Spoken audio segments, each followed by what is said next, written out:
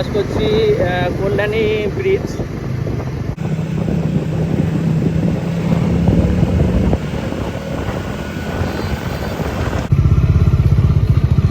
এখন উঠছি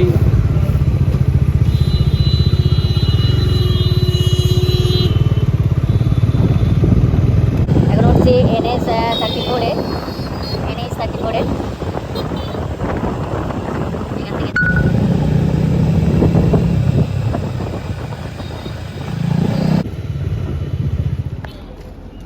চলে এসেছি NH 34-এর কাছে। এখান থেকে আমরা বাঁ দিক করবো।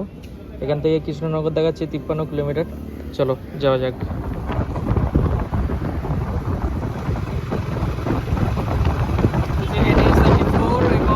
দেখুন রাস্তা কত সুন্দর করে দিয়েছে এখান দিয়ে, এবং সুন্দরভাবে গাড়ি চালিয়েও যাওয়া যাচ্ছে। আগে 2 বছর আগেকার যে কন্ডিশন ছিল তার থেকে অনেক বেটার।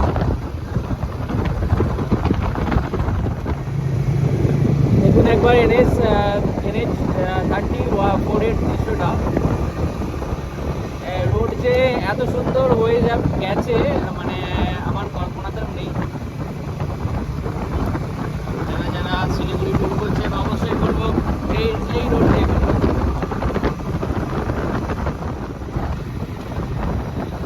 এখন বাজে 9টা, আমরা ইতিমধ্যে কৃষ্ণনগর ক্রস করে ফেলেছি। ট্রেন যাচ্ছে এবং রাস্তা মাই গড মানে অসাধারণ।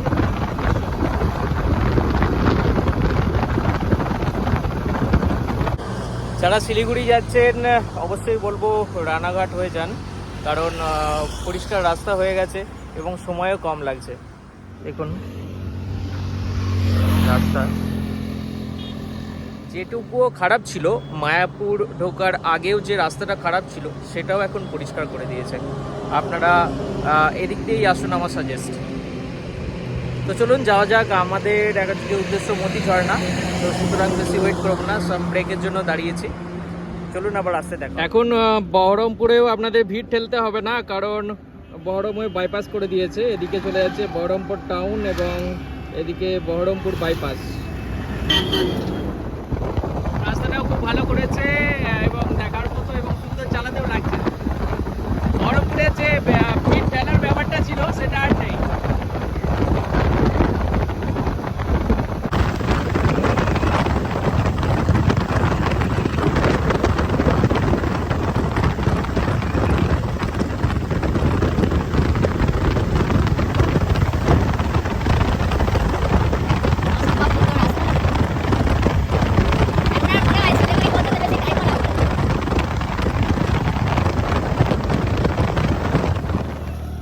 বহরমপুর বাইপাসের ওপর থেকে দৃশ্যটা একটু দেখাই আপনাদের।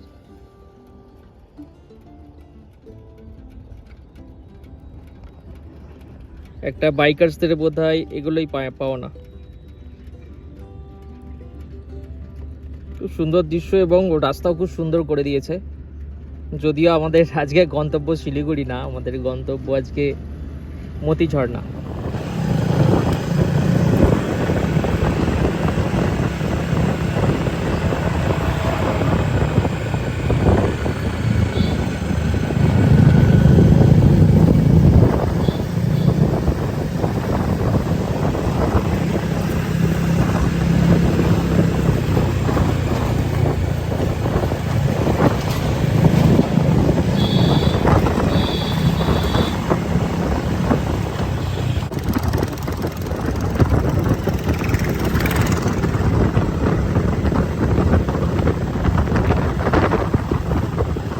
এদিক দিয়ে চলে যাচ্ছে সোজা ফারাক্কা 2 কিলোমিটার। আমরা ফারাক্কা যাব না, এদিক থেকে বাঁ দিক নিয়ে নিচ্ছি মতি ঝর্ণা যাওয়ার জন্য। ক্রস করছে নিউ নেতাজি সেতু।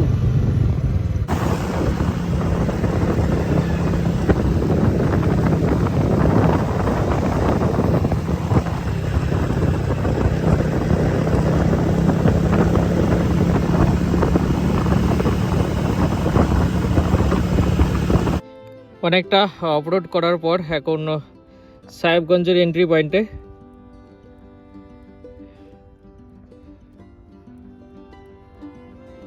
সঙ্গে থাকুন।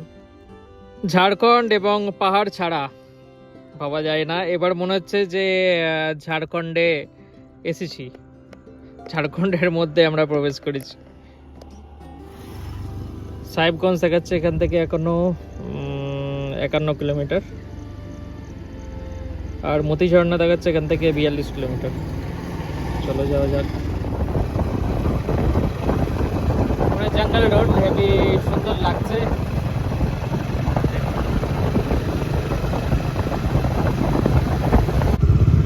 গুগল ম্যাপ জানি না কোথা দিয়ে নিয়ে যাচ্ছে, আবার যেখান থেকে নিয়ে যাক দৃশ্যগুলো ভালো লাগছে।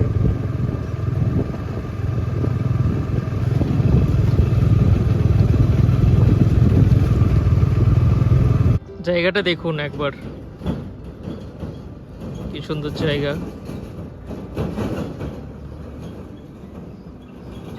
রাস্তাটা যদিও খারাপ, বাট চারিদিকের ভিউটা খুব সুন্দর।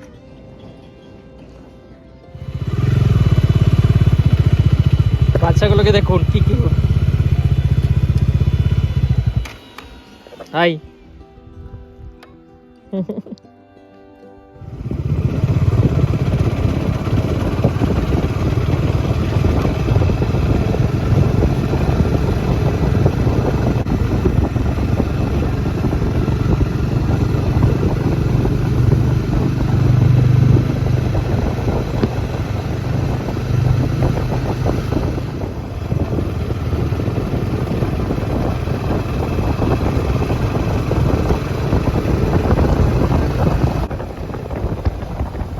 অস্বাভাবিক সুন্দর যেটাকে বলে, আমরা সেটা দেখতে পাচ্ছি আজকে।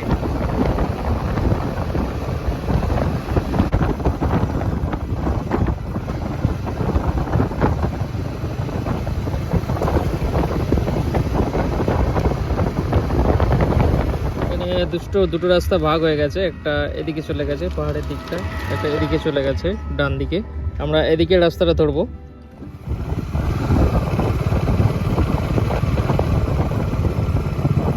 এখান থেকে দেখাচ্ছে ডান দিকে, আমরা ডান দিকে রাস্তাটি ধরবো।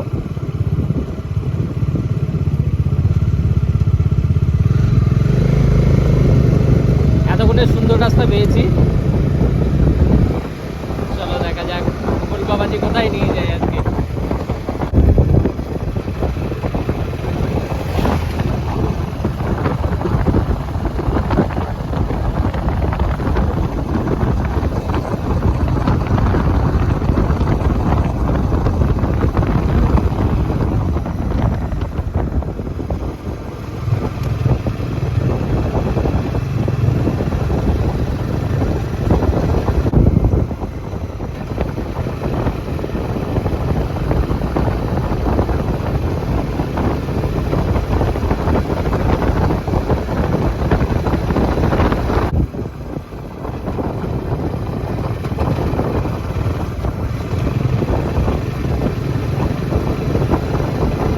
What a beauty, what a beauty.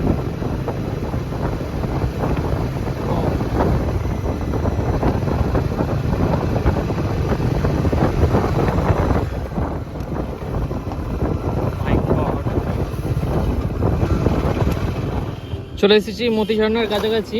এখান থেকে কোনো একটা বাঁদিকে রাস্তা আছে, যাই হোক ম্যাপে দেখাচ্ছে এটা মতিঝর্ণার এন্ট্রি পয়েন্ট।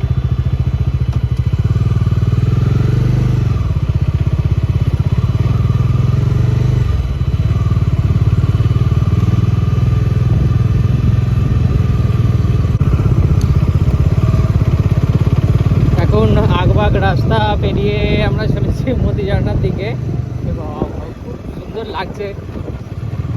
রাস্তাটা একটু ভালো হলে আরো ভালো লাগতো।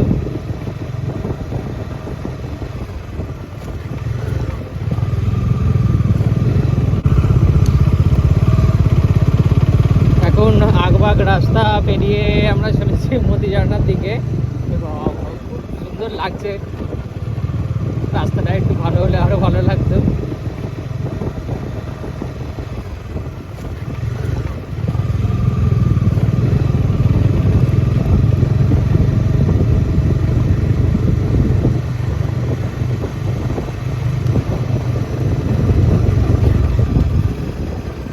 থেকে ছোটবেলাকার কথা মনে পড়ে যাচ্ছে।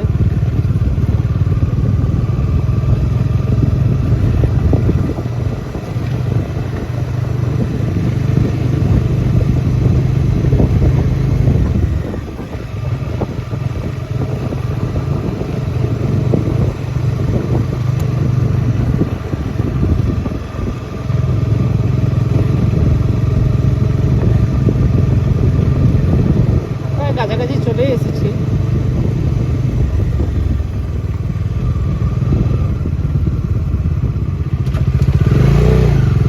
জানি না আপনারা বুঝতে পারছেন কি, বাট রাস্তাটা খুবই খাড়াই।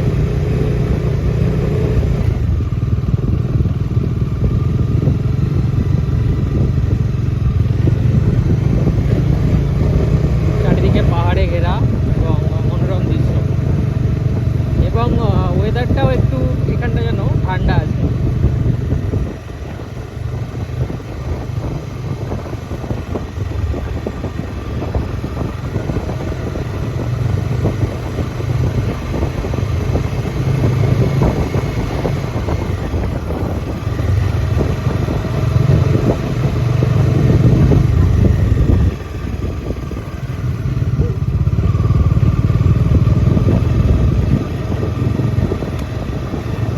এসেছি মতি ঝর্ণার কাছে।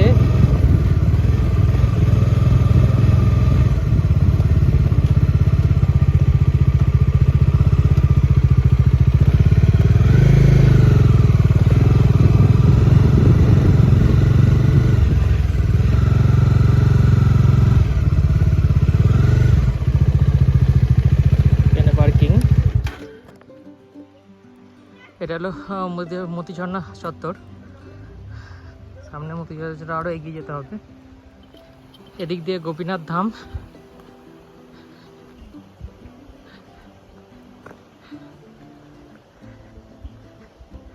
এটা দিয়ে সোজা উপরে উঠে যাব।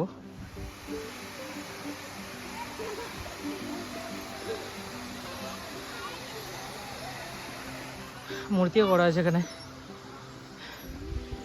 বাচ্চাদের খেলার জায়গা, ঝর্ণা প্রবাহমান।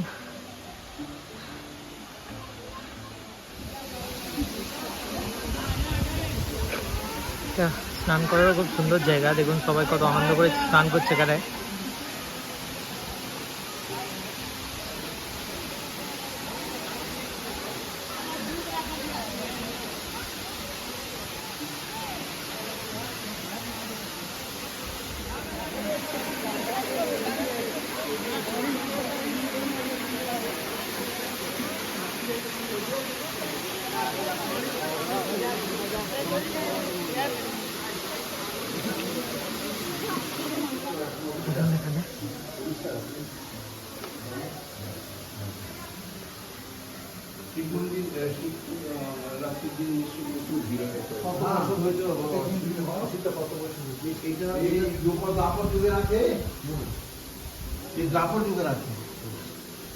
এটা কত বছর আগের বলতে পারো?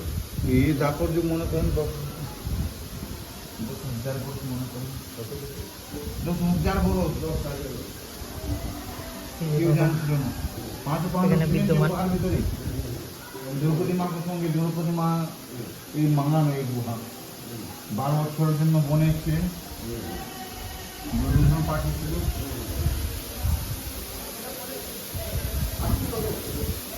আমি তো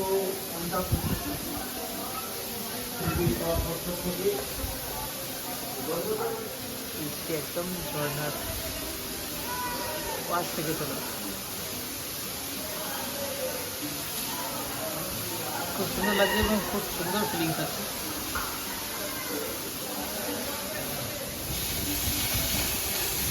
মতির মতো এখানে জল পড়ে একদম ঝকঝক করছে, তাই জন্যই হয়তো একে মতি ঝর্ণা নাম দেওয়া হয়েছে।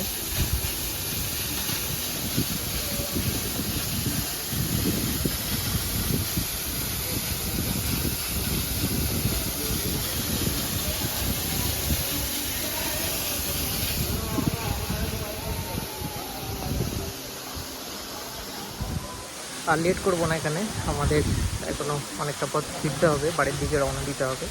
তাই জন্য এখন বেরিয়ে পড়বো আবার বাড়ির উদ্দেশ্যে। চলো আবার দেখা হচ্ছে। এটা আরেকটা লেয়ার নিচে থেকে ভিউ দেখুন।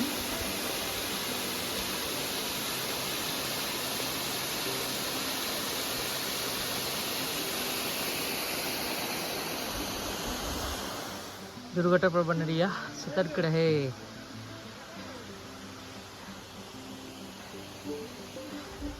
সতর্ক রহে, তাই জন্য দাঁড়াবো না, আবার এগোবো। করা যাচ্ছে দেখুন।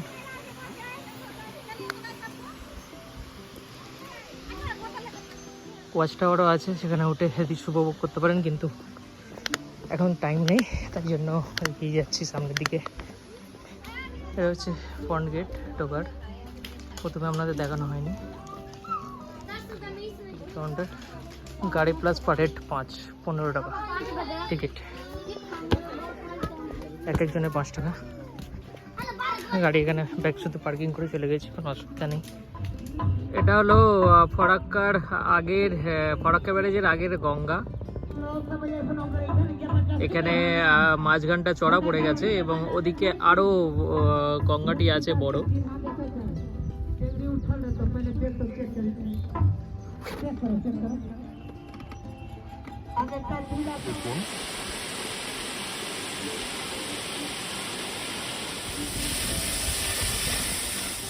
ঝর্ণা প্রবহমান।